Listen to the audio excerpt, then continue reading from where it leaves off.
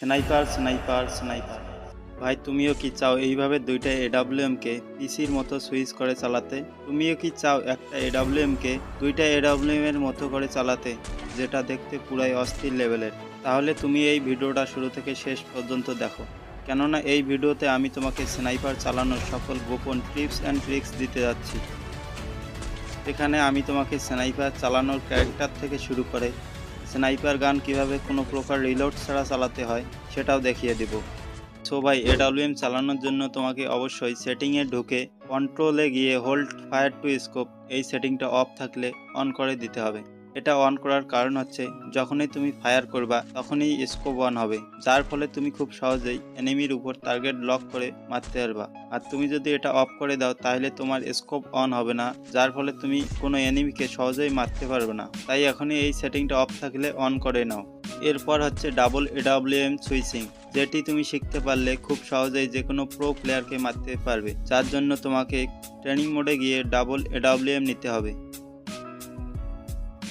এখন ফার্স্ট স্টেপে তুমি রাইট ফায়ার বাটন দিয়ে এম করে ফায়ার করবা, সেকেন্ড স্টেপে দ্রুত গান সুইচ করবা, থার্ড স্টেপে দ্রুত জুম বাটনে ক্লিক করবা, এনিমির উপর এম করবা, আবার তুমি রাইট ফায়ার বাটন দিয়ে ফায়ার করবা, দ্রুত গান সুইচ করবা, দ্রুত জুম ফায়ার বাটনে ক্লিক করবা, এনিমির উপর এম করবা। এভাবেই চালাতে থাকবা। আর এখানে এসে অনেকে বলবা যে ভাই সবাই তো লেফট ফায়ার বাটন দিয়ে ফায়ার করতে বলে, তুমি কেন রাইট ফায়ার বাটন দিয়ে ফায়ার করতে বললা?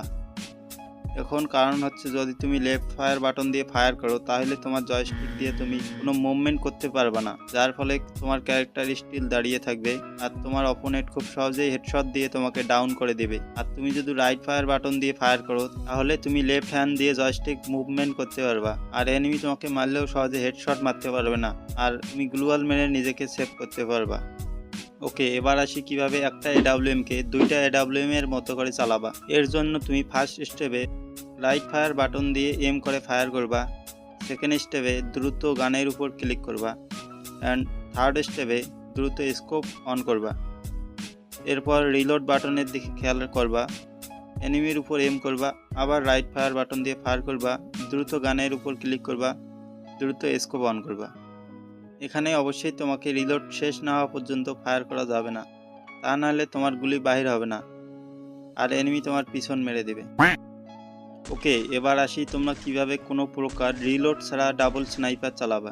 এর জন্য তোমাকে একটা জিনিস মাথায় রাখতে হবে, তা হচ্ছে যখন তোমার এডাব্লিউএম এ লাস্ট একটা গুলি থাকবে তখন তুমি ফায়ার প্লাস সুইচ প্লাস জুমে ক্লিক না করে fire plus same gun plus জুমে ক্লিক করবা। সেকেন্ড স্টেপে ফায়ার প্লাস সুইচ প্লাস জুমে ক্লিক করে একইভাবে fire plus same gun plus জুমে ক্লিক করবা।